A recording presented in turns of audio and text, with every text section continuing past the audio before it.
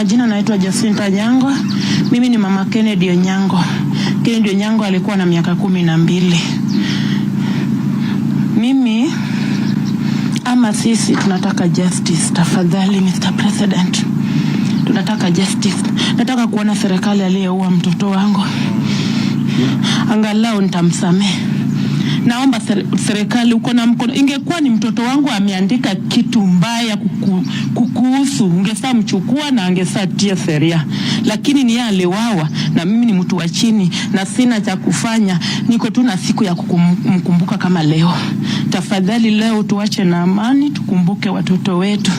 Lakini yenye nataka justice. Nataka kuona huyo mtu. Hata sitasema afungwe afanywe nini, lakini nataka kumuona. Tafadhali. Leo tafadhali usitupee tear gas ile tulikula last year. Tafadhali.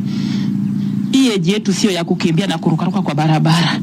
Hapa sijakuja kuruka na sijakuja, niko na uchungu. Tafadhali.